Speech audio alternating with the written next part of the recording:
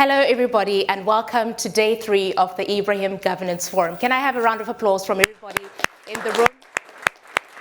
And of course, to everybody joining us from all over the world, I really want to say the Africa diaspora is huge, and it is all over the place and representing us in the different countries that you find yourself in today.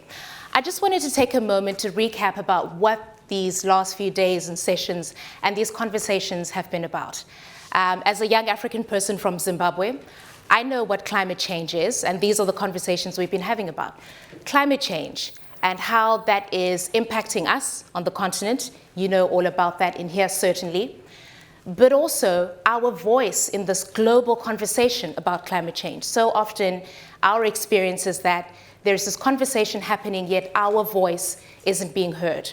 So we've been here with the research that's been put together by the researchers, our fellows from the Mo Ibrahim Foundation, research that we can now use to collate, to create a conversation, but also a position that we can put forward, Africa's position in this global climate change conversation. So in as much as we have been talking about the impacts that we're feeling, how vulnerable we are to really the consequences of behavior that we've not necessarily contributed to, but we've got power in this conversation as well. And how do we have that power? Well, if you've read the report, you will see that it's telling us that Africa's assets are key for a global sustainable future. We have the assets, we have the minerals, we have the resources that the world needs to build the sustainable future that it's talking about. But when we talk about resources, we also know that sometimes these resources can be a curse. Indeed, they have been. The diamonds and the oil, we've seen the stories about how that hasn't gone well. So how about we have another conversation about how we manage these resources better so that they benefit Africans, people living on the continent, but also help the world secure the sustainable future that we would like. My name is Christine Muda, and I'm thrilled to be moderating this part of the session. I'm a journalist by profession, and I work for Germany's international broadcaster, Deutsche Welle. I will be introducing my esteemed panelists to you shortly, but first I would like for us to take a moment and listen to our key intervention that's coming through from the IMF director today, Christina Jorgelina. Let's have that video now. Thank you to my friend Mo Ibrahim and the Foundation for inviting me to join you today. I'm very sorry I cannot be with you in person, but I want you to know that I greatly appreciate the efforts that the Foundation and all of you are making, and particularly your focus on the challenge of climate change. What is very clear is that the devastating effects of climate change are robbing Africa of lives and livelihoods. Each disaster leaves countries with less capacity to respond to the next crisis. Severe droughts in the Horn of Africa have left millions facing food insecurity and increasing fragility. And now the surge in food, fuel, and fertilizer prices have dramatically raised import costs, all in the context of already high sovereign debt and limited fiscal capacity. African countries cannot face these overlapping crises, climate, food, pandemic, alone. Just building climate resilience will cost trillions of dollars over the next decade. So official and private partners have a key role to play in providing financial and also technical support to Africa. At the same time, countries themselves can do a lot to break this vicious cycle of climate vulnerability, fragility, and underdevelopment. We know the answer. Tailored, robust policies built on good governance. More effective spending combined with accountability and transparency will mobilize more funds externally and domestically and will make better use of these funds. With this, Africa can build stronger resilience for its climate, its broader economy, and above all, of its people. And I want you to know that the IMF stands with you and we will play our part with policy advice, capacity development, and of course, financing. Over the last year alone, our lending to sub-Saharan Africa has been 13 times our annual average.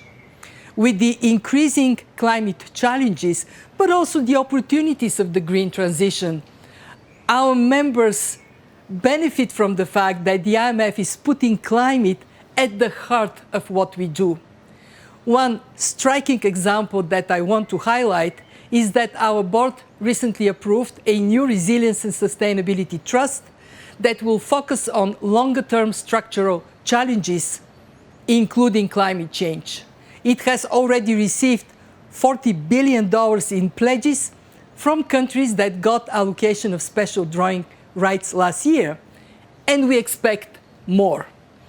I want to thank you, Mo, for your relentless advocacy for on-lending SDRs, which will greatly benefit Africa.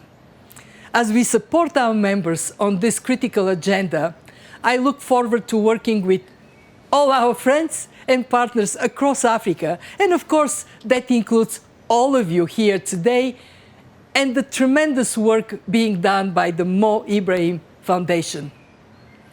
I wish you a very successful conference, and I thank you.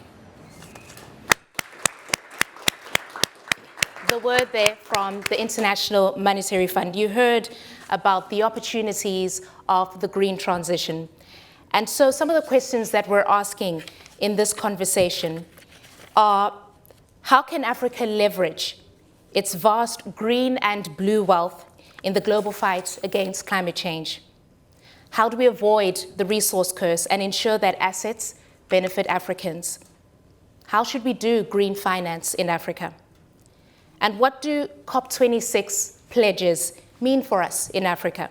And what needs to be evaluated ahead of and in the run-up to COP27 that's happening in November? So these are some of the things that we are going to be delving into in our conversation. And I would like to take a moment now and introduce to you the panelists that will be contributing today. They have very elaborate bios. It's been a very difficult job for me to compress that, but I just want to give the audience and those listening a sense of your stake in the conversation, so to say. I will begin with Dr. Jin Yonkai, who is the former Chief Executive Officer of the International Finance Corporation. He is currently partner at Global Infrastructure Project, where he focuses on investment in infrastructure of emerging markets. It's a pleasure to have you along. Dr. Mahmoud Mohildin is the UN's climate change high-level champion for Egypt. A little bit about that role. It's about helping to realize the goals that we're setting as it pertains to mitigating climate change. He spends a lot of time bridging the work of government and other stakeholders. He's an economist with more than 3 decades of experience in international finance and development. Dr. Vera Songwe, who we will see at some point in the conversation, is the Executive Secretary at the UN's Economic Commission for Africa. She continues to champion the creation of policy and the instruments that we need in Africa to further our development. Mrs. Sumaila Zubaru is the President and the Chief Executive Officer of the Africa Finance Corporation. He's mobilized billions of dollars in infrastructure private equity across West Africa. So we're looking forward to your input as you've had it from your experience. Barka Musai, who's sitting right next to me, is a Mo Ibrahim Fellow, a diplomat from Mauritius. She's committed to unlocking blue growth in Africa. And last but certainly not least, Nasi Rugema, who is also a Mo Ibrahim Fellow in South Africa. He's developing renewable energy and power plants in Africa. He's also worked as a sustainable infrastructure investor and developer. Thank you so much, everybody. Dr. Mohildin, I really want to just begin with you, please, because you have a very interesting job. Of course, you've now been named the high-level champion for climate change ahead of COP27. Just tell us a little bit of what that role entails, because that's going to really help us in terms of the input that we need to give you, that you're going to be taking to COP27. So don't you just want to take a moment and do that for us? What exactly is your role as it's been given to you? Right. Thank you so much. It's a great honor to be part of this discussion with the distinguished panelists. Let me start by thanking Ibrahim and the Foundation for the excellent preparation for the discussion, including the very important and very well articulated arguments, evidence based on the reports. I just have one request. Can you please translate at least the executive summaries of these important reports in all of the African languages? That would be of a great value. Executive summaries are great. I like them really to be known to everybody. Okay. The unfairness of this world as reflected in the fact that Africa contributes the least when it comes to emission, and it's the victim when it comes to the impact at the top of the list of indices of vulnerability in the evidence of the harm to the people and to the lives and livelihood, as just mentioned by Kristalina Georgieva. And we need to change that. We cannot just stop at emphasizing these points that have been raised forever. So to your question, my role is to coordinate the non-state actors' contribution to the success of COP27, which is a COP for the world, but indeed it's a COP for Africa. And this could be one of the very few chances that Africa can confirm that it has solutions, not just complaints about the unfairness of this world, but it can really put forward solutions when it comes to implementation, in investment, in partnerships, in different aspects of the work in the climate agenda. And I like as well what was mentioned in the reports about the green and the blue assets of the continent. Can I just super fast to tell you 5 priorities, as much as I see them, from the COP27 preparations, building on the pledges and promises of the Paris Agreement and the most recent COP in Glasgow. First, as demonstrated in the reports, having a narrow focus on sustainability for it to mean only climate change, and for climate change to mean only mitigation, and for that all to mean carbon and carbon pricing is not going to get us anywhere. We need to have a holistic approach that would take mitigation efforts nicely along with the adaptation. Yes, Africa is suffering from the fact that 50% of its population, more than 600 million, are without electricity. But at the same time, the vulnerability of the African coastal areas, agriculture, food nexus, and the harm to the infrastructure, cities and towns need really as well to be addressed. So here we need to have a balanced approach, a holistic approach that should put into consideration the impact of such investments related to the climate agenda, to poverty, sustainable development goal number 1, to nutrition and hunger, sustainable development goal number 2, job opportunities, SDG 8, and water, SDG 6, and electricity, SDG 7. I can go through the whole SDG 17 as well in partnerships, or the 17 goals at large, but basically having this holistic approach is key for any kind of consideration for the success of a balanced approach to dealing with the climate and climate action. The second part is implementation, and that's why I like a lot the report that is basically identifying areas of action across the opportunities in renewable energy, in matters related to adaptation.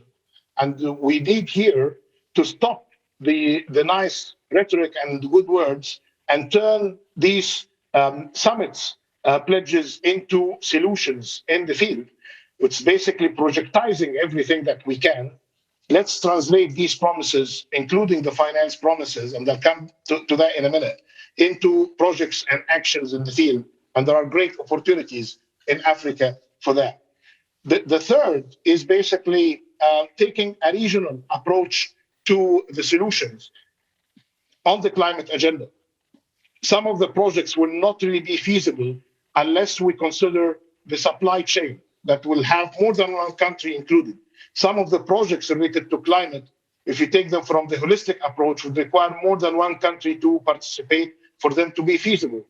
The regional approach, and I'm happy that Vera will be participating with us to share with us a list of opportunities in this agenda that will not be limited to one country solution, but a whole of group of countries solution as well.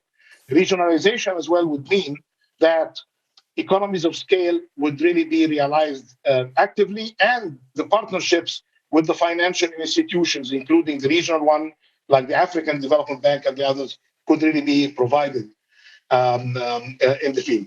My fourth point is about localization. And I'm happy that the report touched on that and with the presentation. But localization here means two things.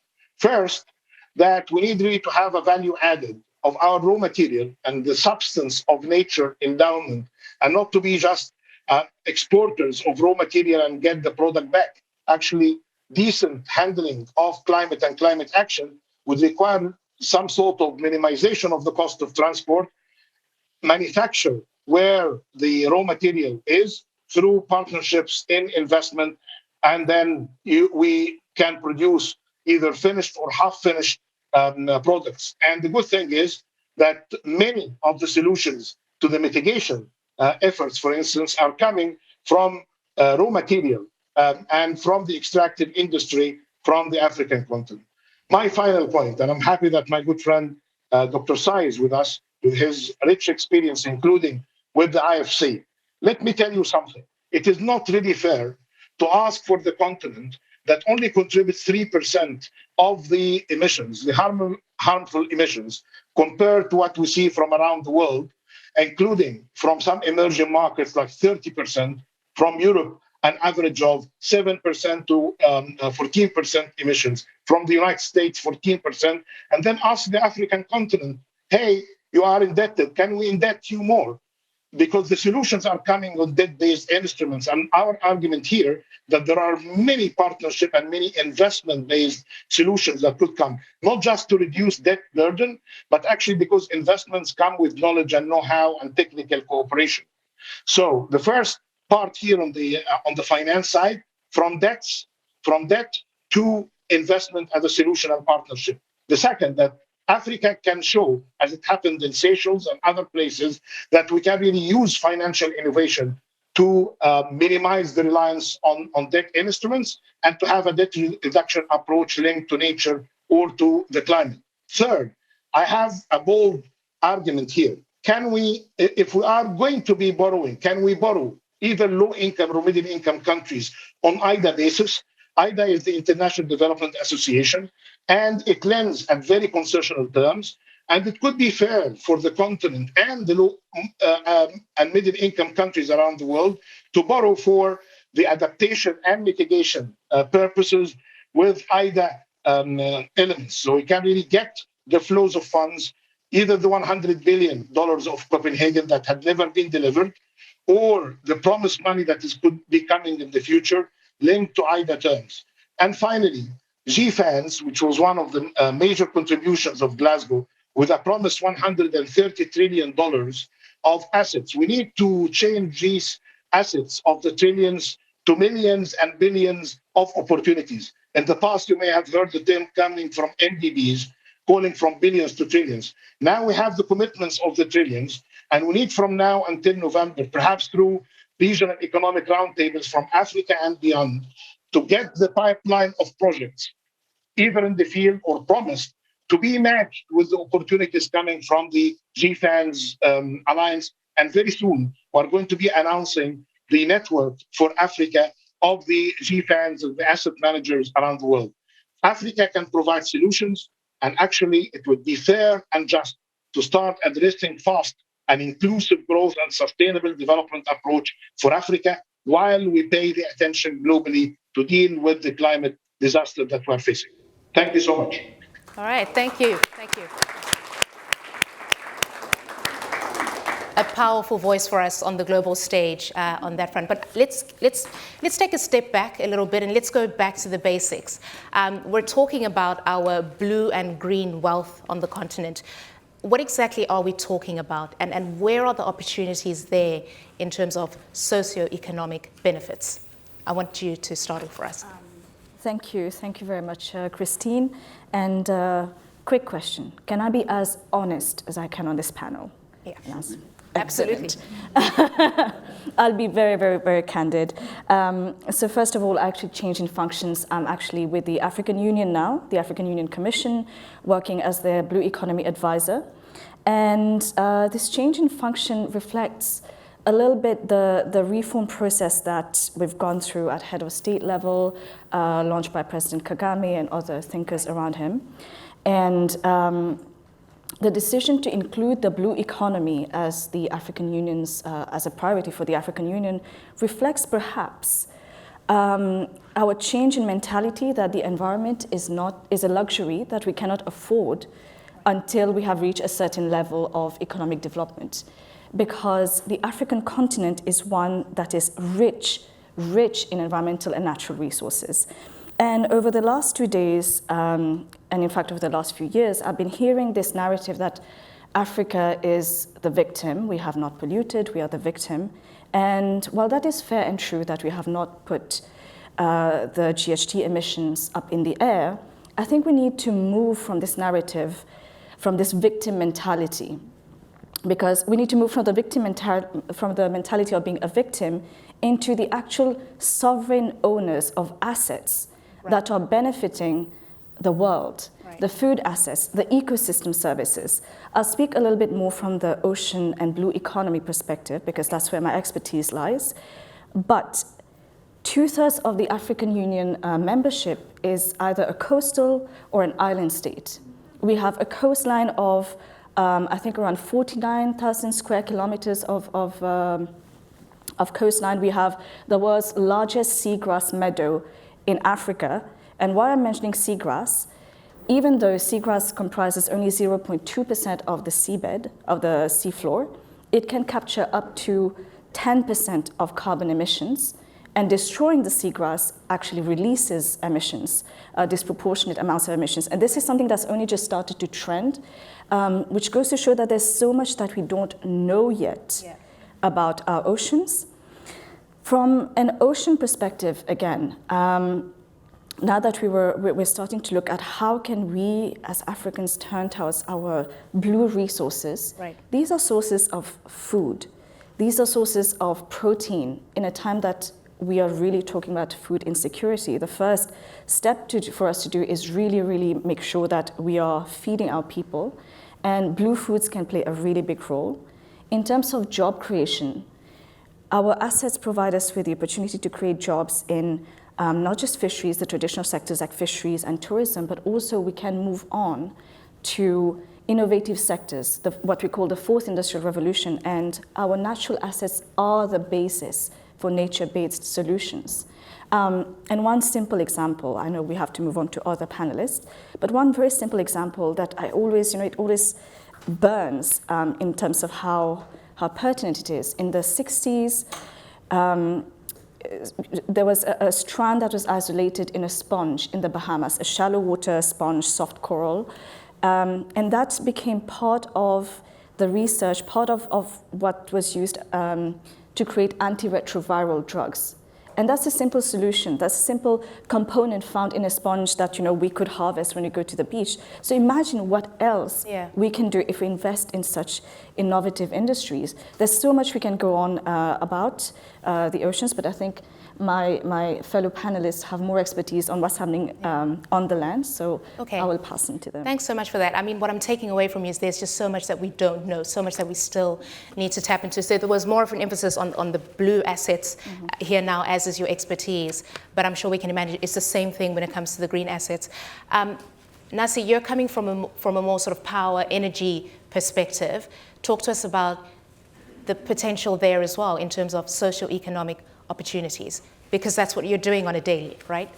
Thank you, Christine. It's what I used to do on the daily, and I'll get back to that as... Everyone's got a new job suddenly on the What I like is that Barker started us off really nicely by suggesting that we don't see ourselves as victims when we're facing this challenge of climate change. And what I would like to argue is that we should see this as an incredible business opportunity. Right. That we do have this incredible continent with phenomenal things under the ground, in the oceans, and the air as well. But if we think about what it takes for us to take advantage of this or to create these supply chains, my sort of high-level answer is that our leaders need to incentivize the demand for these assets. Mm-hmm. And we will then start to grab them and add value to them and turn them into businesses. Some years ago, I did work as a renewable energy power plant developer, and I don't anymore, and that is the sad part of what I'd like to share. So the South African government, many, many years ago, made a commitment to add green energy to its power mix. When the time came, they decided that they want the private sector to create those power plants. So the agreement is companies should be created, they should build and operate these power plants and sell the power to us as the government. And so I saw that and I started a company. And what we were supposed to do is bid into a program where they have decided to greenlight 900 megawatts of solar photovoltaic power, 1,500 megawatts of wind power. And they are welcoming us to provide offers. Right. Those offers are a combination of a price per kilowatt hour for this electricity over 20 years, as well as a commitment to economic development. And so when we structure these projects, one of the things that's great about that program is it takes all the risk away from the government and the country. They say, you have then committed to that price, you have to build the plant on time and on budget, and we will simply pay what has been agreed. Right. So as a private company, we would find a site, we would spec it out, we would design the power plant, we would get contractors to commit to a price. We would raise the finance internationally. We did that all ourselves. We didn't need help, and it was great. And we would also then commit to this percentage of our components will be sourced locally. This will be the structure of our management team. There will be black people, there will be women. We will source our operational materials over that 20-year period from the local industry. And when we make those commitments, it then gives the opportunity for people to create companies to supply those goods, to provide those materials, even to our contractors who may be international. So while we were doing this, we would go to international companies who had the technology that we needed, and we would tell them, you need to come and visit South Africa, and you need to meet with local partners, and you need to start thinking about how you can help us meet this local content commitment that we are making. And when those big companies came to South Africa and said, we are looking to set up a facility locally because we want to assemble these components on the ground, all of the local supply chain partners then lined up. And those facilities were built, but they were saying, well, you are one company and you are one project, and this is a big commitment from us. So we need more opportunities, and we need to know that next year there may be another round of this program so that when we build our local factory, this is a long-term opportunity for us as well. And so this program was running phenomenally well. We had some success ourselves, but then at some point, our president at the time, and forgive me for being casual about what I'm about to say, he decided that his retirement plan was to build the world's biggest nuclear power plant.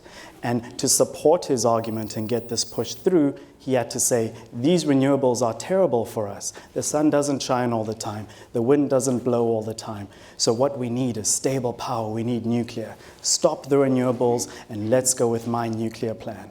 And he paused our industry. He paused our government program for 3 years. And we all sat waiting. We had our projects. The country was running out of power.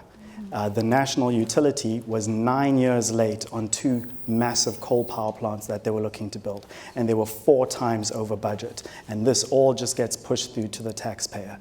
And so we started having blackouts while we were saying, we can get you power onto the grid in 12 months.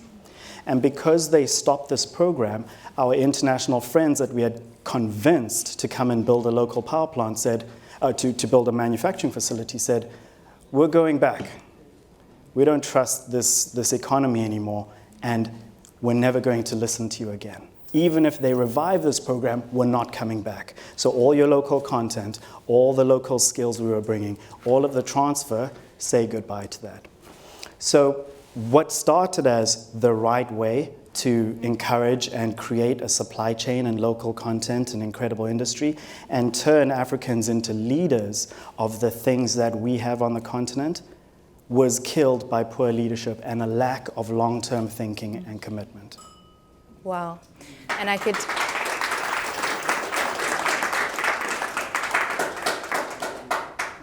That's really deflating, if I can just put it that way, the harsh realities.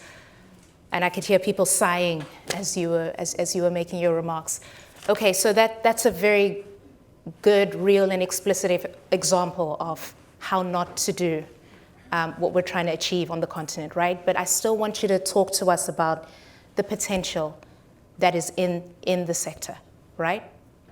Do that for us. Absolutely. So, our specialty was solar power, and I know we were number 2 in terms of global resource for solar power plants. Number 1 was the Atacama Desert in Chile, and just south of the Kalahari Desert, when you're considering the strength of the sun, the fact that it's not so cloudy for most of the year, and that there is existing electricity infrastructure to take the power to the people, we had the number 2 highest potential resource in the world. And so that is an asset, and you have to make use of that. That's just solar power. We have incredible hydro resources. We have geothermal resources. We have wind resources. Those are just the renewable sources. We also have a lot of gas, and we have oil, and we have things that can support the nuclear power industry. We have other mineral resources that can be used to create the solar panels, to create some of the machinery that goes into the geothermal plants. We have the iron that can be used to create the support structures that these things sit on. And these are all potential industries. And because they're in our ground, we're the ones that have the ability to take them out. We also have centuries of knowledge on how to look after these resources, and when they come out of the ground, how we could look after them outside so that they don't end up harming the environment. So the potential is incredible, and that's the business opportunity. That we don't think of this as, oh, the world is calling on us to go green, and we haven't even gone industrial just yet, so we should focus on doing that thing. We should say, here is gold in the ground, and we can turn ourselves into a global power, right, into the leader on this exact thing. A gentleman from Senegal who's sitting in the front shared with us yesterday just one example on bauxite that it's taken out of the ground in, I think, Guinea-Conakry, and is sold at the port for $30 per ton. That is then sent abroad to be processed for value to be added to it. And when we buy that back, it's $30,000. So this is the opportunity for what we can do as people to add value to the assets that we have and turn them into real commercial wealth for the continent, as well as wealth in the people that we have. Okay, thanks so much for that.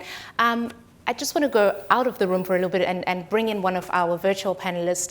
Dr. Songwe, it's great to see you. We're happy that you're on now.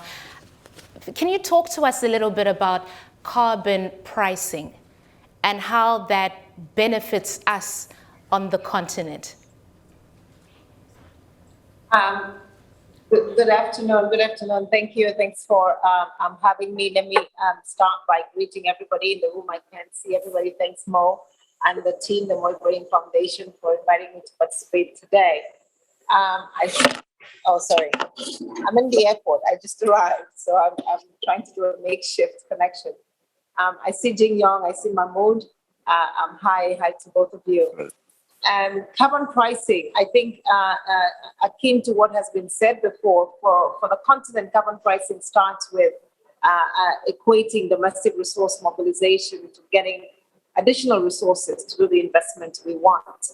I think if you think about the fact that I just came from Malabo into Douala, and when you fly over, Equatorial Guinea and fly over Cameroon or Douala, you begin to see the forest cover. Of course, forest cover, unfortunately, in Cameroon in particular has been sufficiently depleted because of leadership and governance. But what we are trying to do today is remap Africa's forest cover, remap what one will call our DNA, because there is a lot of conversation about what kind of forest cover or green vegetation commands what kind of resources. Now, let me just give you an example of what I call the sort of divergence or the inequities that exist today in the way of carbon pricing. Gucci today buys, the same tons of carbon in Kenya for $5 that it buys in Norway for $75.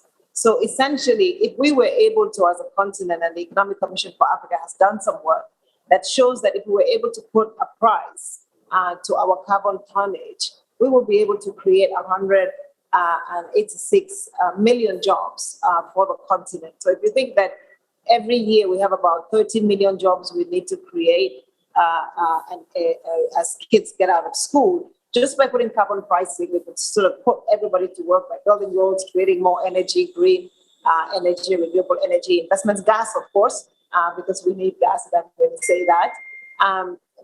So that's where carbon pricing comes in.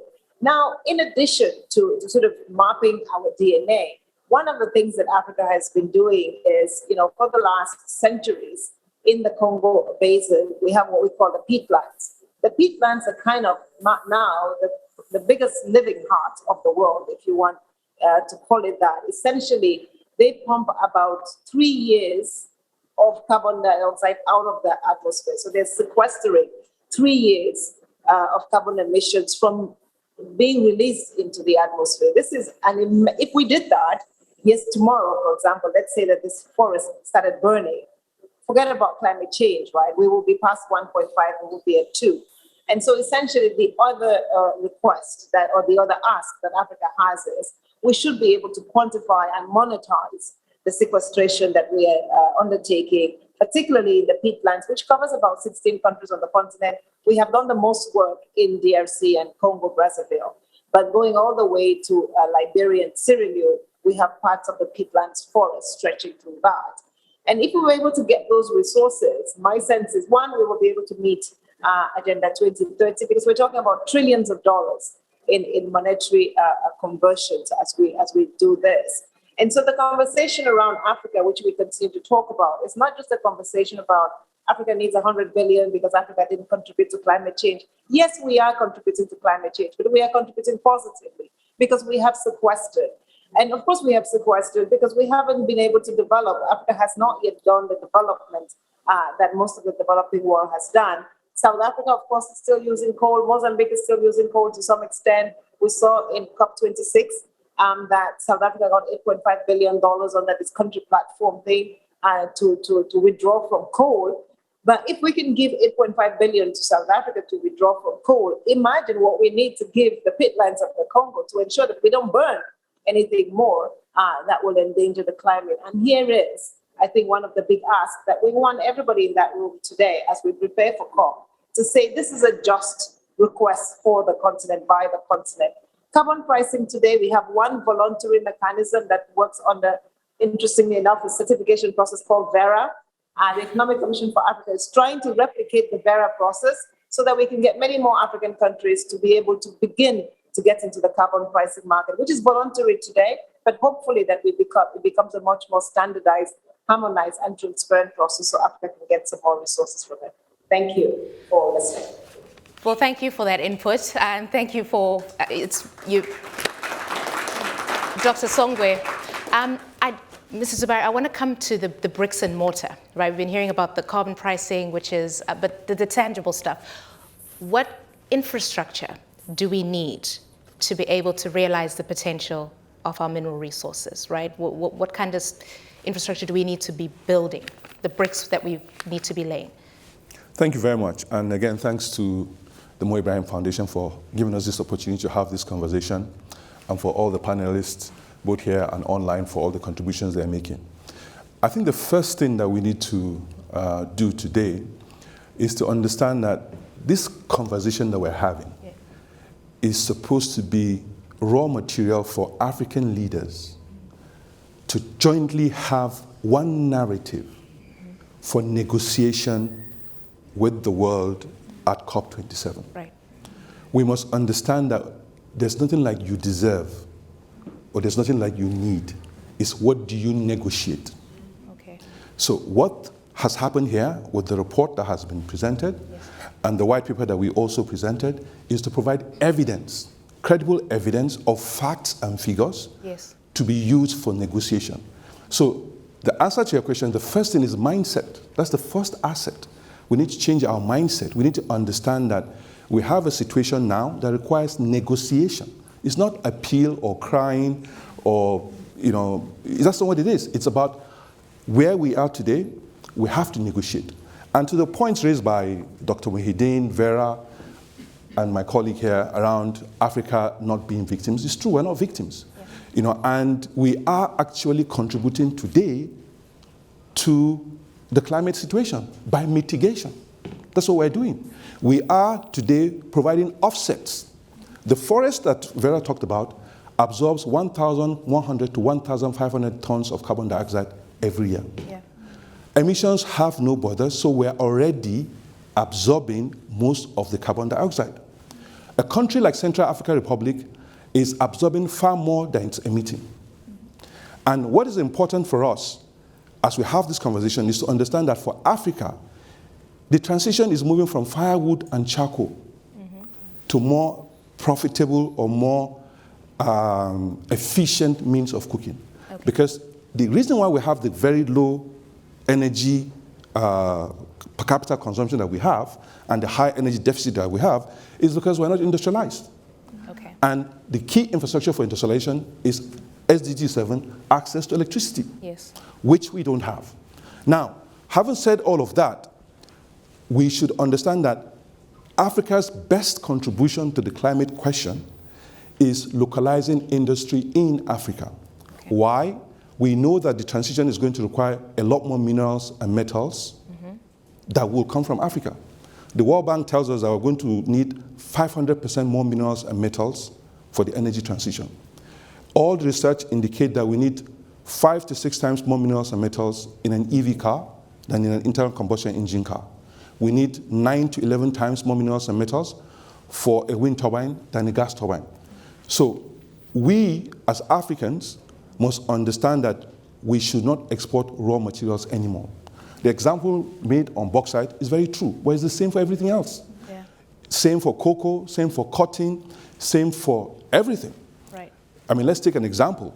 We were talking with Vera the last time at our AFC stakeholder event, AGM, and she pointed out that the market for electric vehicles is $7 trillion, while the market for cobalt, which is an input to electric vehicles, is about $19, $20 billion. You see the difference? And it's the same. Now, all the emphasis is on how do we build electric vehicles? How do we build the batteries for electric vehicles? The step from mining to the precursors that are required has been ignored. Now, as Africans, that is our opportunity. We need to seize the moment, and make sure that we build the investments that are required to move from cobalt, nickel, graphite, and lithium to batteries. And because we're going to require so much of this in Africa itself, because of the continental free trade area that we're working towards, and because of the massive urbanization that is ongoing on our continent, we need to localize the industries that are required for the future. And the way to do that is to financially innovate. We talked about the wealth that we already have in the carbon and in the ocean. We need to find appropriate pricing for that. She mentioned the difference in the price between carbon in Africa and carbon in Norway. And that is the truth. Now, a colleague of mine was in Sierra Leone recently, and she just ran into a few Danish people trying to get the government of Sierra Leone to sign an agreement, for all their carbon. Literally to sign away all their carbon for nothing. And it happens. It's not the government. It's just an agency, just a group of people. And we have several of that going on all across Africa. So another area that we need to focus on is we shouldn't sell cheap. These are the assets that we will need to negotiate with the rest of the world. These are the assets that the world should compensate Africa today for its contribution in absorbing the carbon. So this is something, while I'm happy with the younger people that we have here, who are very optimistic, and I like that because it shows that we're growing, but we also need to face the reality of today. The reality of today is that all the trillions of dollars that have been pledged, it's not coming to Africa. There is no allocation for money to invest in Africa. You'll be surprised that the entire continent of Africa, about 20% of the people of the world, there is no asset allocation for Africa. When people invest in Africa, we're getting monies through emerging markets, frontier markets, sometimes through investment grade, but there's no market. There's no allocation. So our access to finance that we can use is limited. And for the resources that we have largely outsourced management to external parties. That's what we are. So our pension funds are largely managed externally. I mean, I have experience talking to pension fund managers, and they're telling me that, look, I mean, you want us to invest in infrastructure, yes, but, I mean, we can get the same yield from government bonds. So why do we want to invest in infrastructure? And I said to the person at that time that, look, so do you want the beneficiaries to buy diesel generators when they retire? You want them to use their pension, use their gratuity to buy diesel generators? Or you want them to use the pension to buy diesel after they retire, when the investments that can be made today will provide these assets for them in the future? And says, Savannah, simply, that's not my problem. That's not my problem. And so as Africans, we must take ownership of things like this so that we know that we have resources ourselves. I don't want us asking the world for money all the time. We have some resources. Right. Let's use what we have, and we can build on that.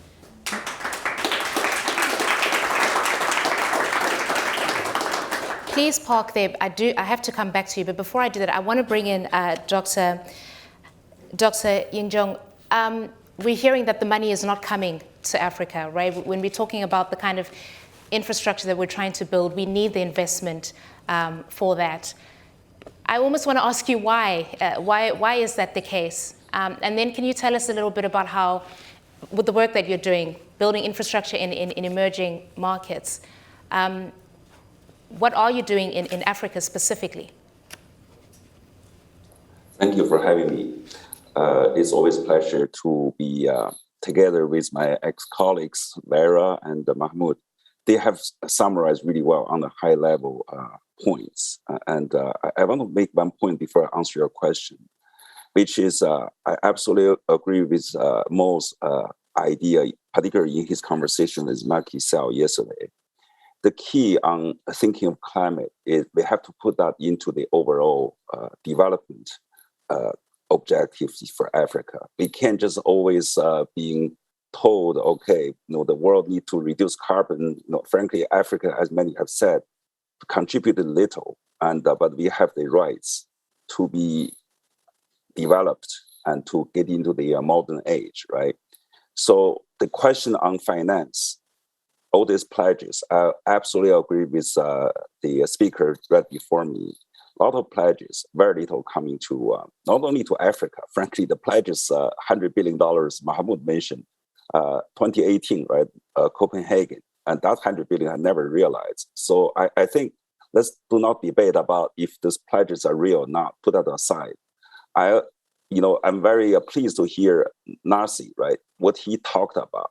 How do we kind of find a way to leverage on Africa's resources?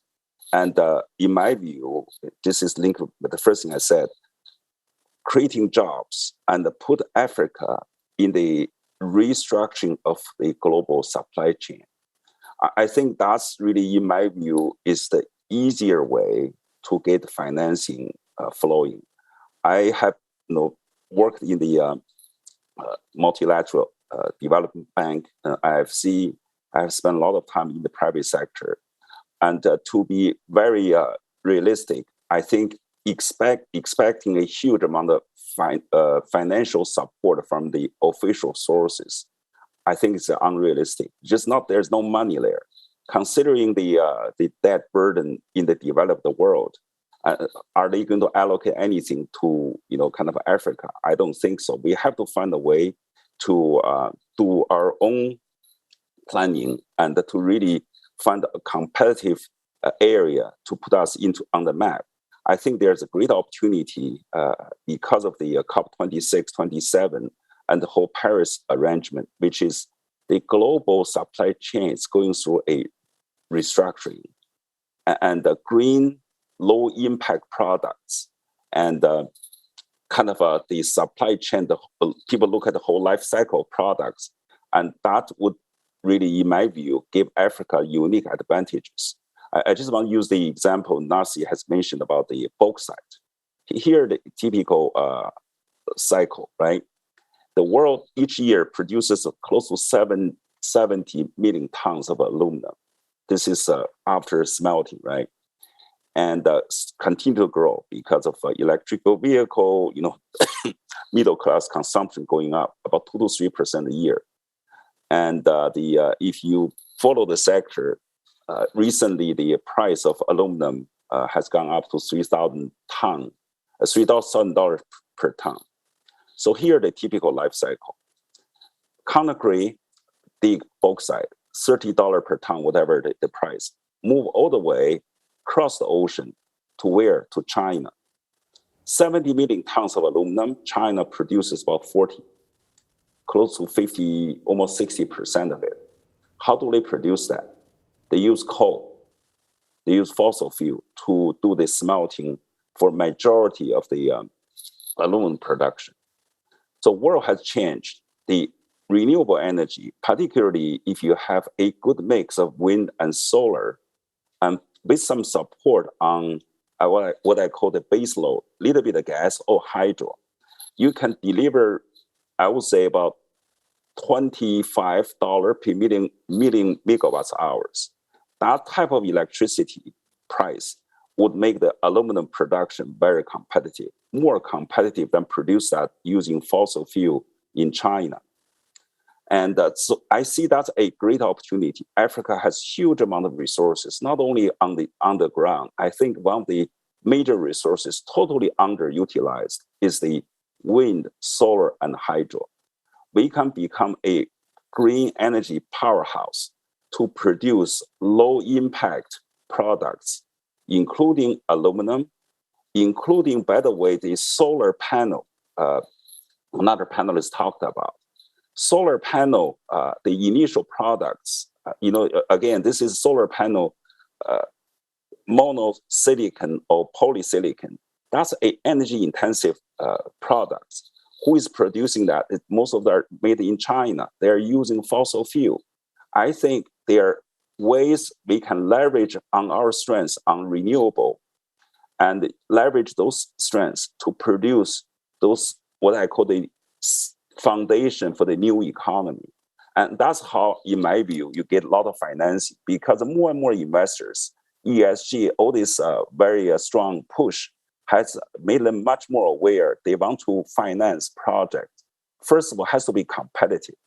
And we, Africa, we have to realize we are in a globally competitive kind of a economy. We need to identify the products in this new economy. We can leverage on our strengths and deliver those products. That would make the investor would come when we are able to develop those type of projects. So in a way, I'm very optimistic about the future for Africa, mainly because I feel we have so much endowment. There are a lot of deep understanding. I'm very impressed by the panelists, what they have described, what happened in the past. There are a lot of lessons learned, but there's a future. And the key is to really, in my view, have strong leaders like the people in the room and on the stage, and really identify those opportunities. Yeah, we will rely on government. Frankly, the government really should be part of the solution. The business community need to get together to, in my view, present attractive financeable project. I'm confident, that can be financed. That's what I'm working on. I'm very much focusing on, emerging economies, infrastructure. Power is the number one priority in Africa. Digital economy, all these are very much on my on my plate. Thanks so much for that, Dr. Jin Yonkai. We're competing, right? And we've got to come together and create attractive projects that are financeable for international investors. I want to open the floor now to take some questions. I see one hand's already gone up. I just want to point out that Dr. Songwe, because of her being in motion, has to go soon. So if anybody has a question specifically for her, get that in there before she has to dash off on the second leg of her trip. But yes, sir, you can go ahead and please tell us a little bit who you are, and of course who your question is addressed to. Hello, my name is Abdullah Kurang, and I'm a Mo Ibrahim funded PhD student at SOAS. And yeah, that was quite an interesting discussion. And yeah, and for me, it's important to think about, it's going to be a general observation. I actually believe that it's important to think about the business opportunity in terms of climate change. But equally, what is missing here is local populations in this discourse, because I believe that commodifying nature in this sense also presents a new form of green colonialism, for example. I tend to be very academic in this sense, but green colonialism, whereby local people are being dispossessed of their land in the name of conservation. For example, look at Kenya, whereby the Swinger population are being forcefully evicted from their land because they were seen as savages that could not just live in harmony with nature. So these are important things that we need to consider when we are talking about commodifying nature in terms of looking at the value chain and so on. And equally, we are talking about value addition in this sense. How do we make sure that, let's say, products from Africa get more priced and also more benefit in this sense? But how do we add value to these things? Because I believe value addition does not also occur in vacuum. You know, we have to look at this within a complex global system. Look at the role of the WTO, World Trade Organization, how they price products and so on. Africa is not independent of the global system. It's tied within a global system. It's not only African leaders that can untangle this problem. Thank you. Okay. Anybody else? Okay, we've got a question in the front. Thank you so much, Madam Moderator and distinguished panelists. Mine is not a question per se, but it's just addressed to all of you. As we were discussing, Africa might be having all the assets, but I failed to hear any of you talking about the governance, because the natural resources that we are endowed with are the natural resources that we see them as a curse to Africa. How do we bring in the governance aspect to ensure that whatever that we have as Africa is used effectively and not necessarily causing the conflicts and the wars that we see in Africa? So my comment or my recommendation is that as we go towards COP27 and going to tell the world what is it that we have or we possess, let us put our house in order and let us make sure that these resources are going to be governed for the effectiveness and the development of Africa going forward. Thank you very much. Thank you. And I know that you happen to be speaking, you're from Botswana, and that is one of our sterling examples on the continent in terms of management of our resources. There was another hand here. Hi, my name is Richard. I'm from Ghana. I'm a former MIF scholar at the University of Birmingham. So my question is to Mr. Sobero. I hope I got your name right. So you were talking about adding value to Africa's resources, and I've been hearing this since I was a child. I'm sure every one of us here knows that. So why are we not doing that? Why are we still having this conversation in 2022? 60 years ago, Nkrumah was trying to build a refinery in Ghana. At the time, we're not even having oil in commercial quantities. Today, we have oil, and we don't even refine a single drop of oil in that refinery. We still export it in a raw form and import the refined oil. So why are we still having this conversation now? Okay. Thank you very much. That's a very relevant question. So I'll tell you what we're doing. So we have a couple of examples of what we've done. We had an agreement with the government of Gabon on how to help diversify the economy away from hydrocarbons by focusing on forestry and mining. And we built the Gabon Special Economic Zone. And we've managed to stop the export of raw logs of wood in Gabon. They now export veneer, plywood, furniture, sawwood. They've created over 60,000 jobs. We have over 100 companies operating at the Integrated Industrial Park. And we've built on that success to establish what we call now the ARISE Integrated Industrial Platform, where we're looking at special economic zones in Togo, focusing on cotton, cashew, and timber as well. In Benin, focusing on cotton. And there again, the plan is to stop the export of cotton, build industries that would take from cotton to garmenting.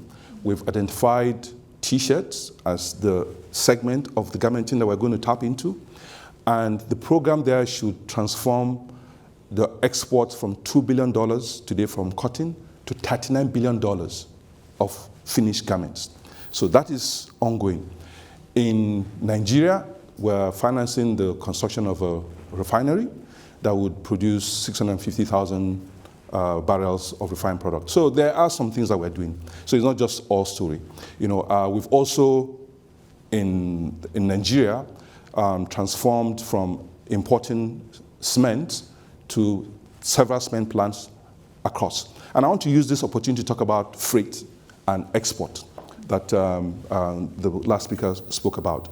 So if you look at how we operate today, the global supply chain, you essentially mine products out of Africa, send them to China, like you said, process with fossil fuel, and then send to the rest of the world. Now, the big challenge there, which is why I said this is one of Africa's biggest contribution, is that ocean-going emissions are the 6th highest emitter today. The highest emitter today is China, US, India, Russia, and Japan. And the next is ocean-going vessels. So if we localize industries in Africa, produce in Africa, we would save those emissions. And I'll give an example. So we have an investment in a bauxite, we have an investment in bauxite mine. We have 2 bauxite mines actually in Guinea. We have an investment in a manganese mine in Gabon. There, we used to export 20 to 24 vessels every year of raw manganese. But now we're building a smelter that will reduce the exports, to maybe 4 to 6. But more importantly, we're doing value addition of the manganese to intermediate products before they're exported. So it is happening. It's just that this thing needs to happen at scale. We need 10,000 of these projects all across the continent, and we need capital to do this, which is why I'm talking about allocation of capital to African institutions doing business in Africa, as opposed to just talking about capital in general. We need to look at how can you incentivize, enable African institutions that have demonstrated that they can do business in Africa and do it successfully, irrespective of all the risks. There are risks, no doubt about it, but we've found a way of managing it. We have relationships with governments. We talk to them, they listen to us. We make them understand the benefits of doing the right thing. To your question on governance, they're aware of it. It just doesn't happen all the time, but they know that if they do the right things, they will get funding and investment to support them, and they do the right thing. Sometimes they're challenged and they don't do the right thing, but most times they try to do the right thing. And I think what we should be doing is to encourage them to do the right thing by giving them examples of what happens when they do the right thing. Okay, that I think answers your question. I heard the answer to the question in that. We have another question. Thank you very much to the panelists for this very insightful discuss. My name is Manju Wilson, Now Generation Network member from Nigeria. And I'm quite happy with the examples that Zubairu just shared, right now. I just want to buttress, one of the points we've been mentioning in the past few days. You mentioned the refinery, of course, the Dangote refinery, which is upcoming.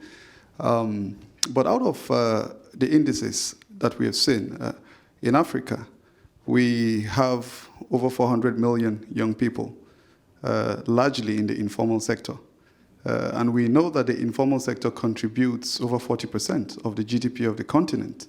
In fact, if you look at countries like Nigeria, Tanzania, and Zimbabwe, we're talking about close to 70, 80% of contribution Yet, this is a sector that is starved of some of these resources that you're talking about, especially on the issue of power that for Nigeria, it's been elusive in the past how many decades. From one investment to another, one government to another, and these industries keep failing, like Nasir has mentioned. So many countries moving out of, so many companies moving out of our countries for this very purpose of not having, such investment. So I want us, as we go to COP27, to look at the opportunities, beyond the issue of the investment or the amount that have been invested in our countries.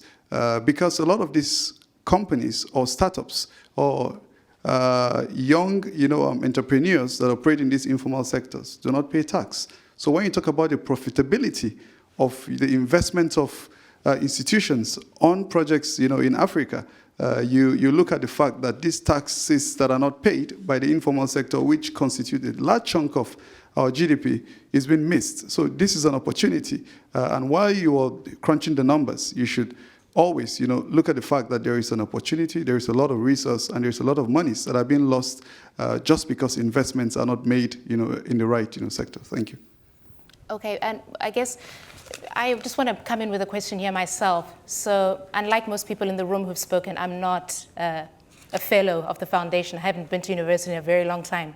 So forgive me for this one. But okay, so what I'm hearing is we need to attract the investment, right? We don't want to just be exporting raw materials anymore, right? And you talked about the blue assets, the green assets, and that resource curse that we're trying to avoid. Why can't we just be strong and say we are outlawing the export of raw materials going forward as a continent? Why can't we do that? And then we force the investment to come our way because it's about luring them to making ourselves financeable. Why can't we take steps like that, right? And that's a question that I would like for somebody to perhaps address, right? Because if they can if the world can reach declarations at COP26 and 27, right, which are very hardcore, no more investing in this, right? Can't we just say no more extracting raw materials, for one? But Dr. Songwe, while you're still with us, I want to come to you on money that we have on the continent. How do we leverage that money and pour it into the investment, into the infrastructure that we need?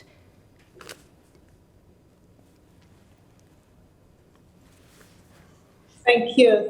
Thanks for the question. I think some of the beginnings of an answer have been given already by my brother Smaila.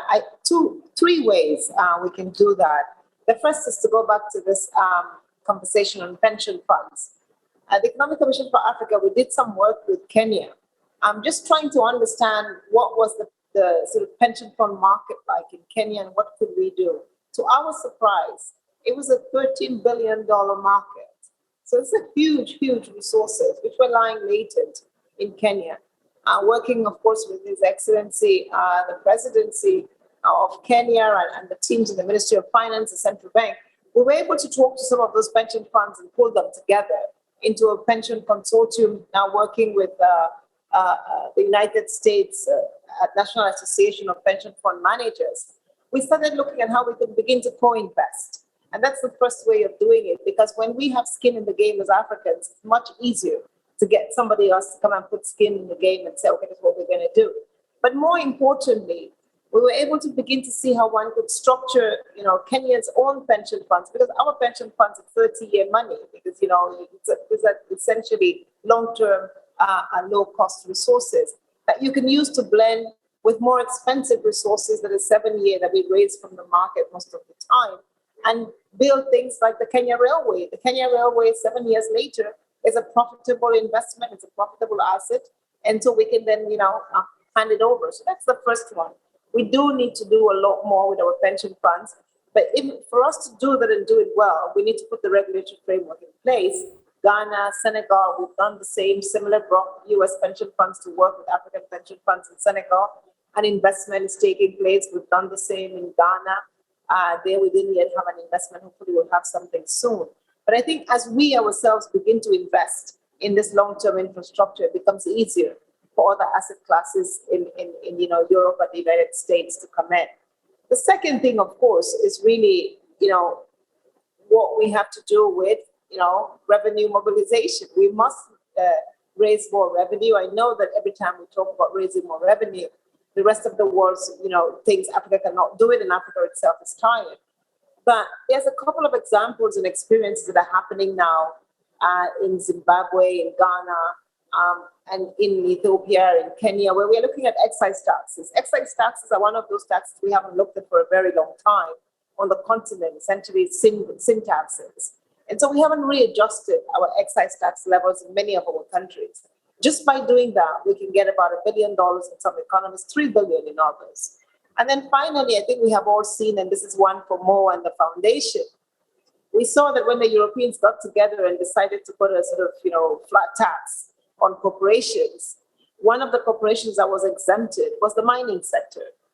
And it kind of speaks to Africa that when Europe says, we want everybody to pay their fair share of taxes, but we're going to excuse the mining sector, it's clearly not helping our continent. And so maybe we need to look at that and see how we do more. And finally, it's raising market resources. Many of you know we're doing a lot of work to trying to see how we can get more African countries to market at much cheaper and accessible rates. And I think that this work that is building, we're doing more. We're talking about the liquidity and sustainability facility, which creates repo markets, which essentially means putting more liquidity in the hands of those who buy African paper so they can buy more, but also at cheaper cost. So these are a few areas where I think, again, the resources, if we come together as one continent, we can actually get a lot more resources. If we begin to build more power pools, which are, federated assets and federated investments, I think we can do much better, much faster, and much cheaper. But again, that's why we're doing the AFCFTA, that hopefully we can pool these resources, both financially, but also in the real sector to do better for Africa. Thank you. Thank you for that. I did see a hand up front here. Hello. Thank you for the interventions by the panelists and speakers. My name is Martin. I'm a doctoral researcher at the London School of Economics. And I wanted to just make 2 points and ask a question. The first question was addressed by the IMF about debt. The recent report shows that at least 20 African countries are at risk of debt stress, or they are in debt stress or at risk of debt stress. Now, what this means, it means that the more we continue giving them money or ask them to pay, they might not be able to pay, and climate change is going to make it difficult for them to develop enough money or their economies to be able to pay the debt that they continue to get to address climate change. Yeah. Think about that. Secondly, the infrastructure we are making, climate change, when you look at the models that are being developed, climate change is going to make it more expensive to build infrastructure in Africa. And already we are losing billions to damaged infrastructure because of climate change. How do we address that? And lastly, Africa is... We heard about the interconnectivity of our oceans, but we have about 60 river basins in Africa. More than half of those are shared by at least 3 countries. How do we then ensure that we can act together and not be together alone? And lastly, the high-level champion. I am very happy to see that in the last COPs, and especially I'm very proud of the COP21's work, which adopted the Paris goal, global goal on adaptation under Article 7. But we did that, and we haven't seen anything happen. How do we ensure that Africa continues to play, a key role in these negotiations and be listened to? We talk about balancing the financing between mitigation and adaptation. We said that from the Copenhagen 2009, and up to now, mitigation, which is not a key aim or objective of Africa, continues to receive more than what Africa says they need. How do we get our voice to be heard? Thank you. Yeah.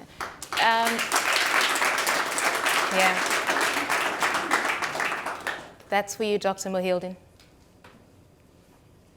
Right, thank you so much. Very important comments and solutions actually coming with these comments. Let me start with the first articulate intervention, the last articulate intervention. First, on the issue of debt, and that's why in my intervention I would say, well, let me put it even more bluntly. It would be a criminal act to encourage countries to borrow while investment opportunities could be there to help with mitigation. And when it comes to adaptation, which is harder to find, a solution always is coming from the business sector, because the business case is not there. There could be opportunities for public-private partnerships, and even could be, if there is a solution based on debt and grants, I'm saying that there could be an opportunity for IDA-based solution, which is very concessional, long-term, 30 years and beyond, with good grace period. And you need to protect as well the exchange rates variability.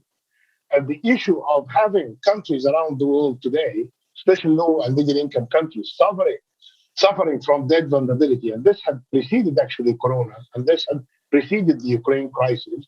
I'm saying again, it will be criminal to push countries to borrow at high commercial rates in order to fix what others had caused.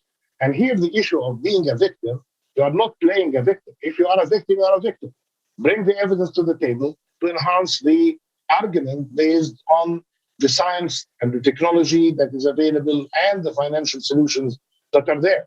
Now the argument for 50-50 finance, 50% for adaptation and 50% for mitigation. I'm saying no, even do better than that.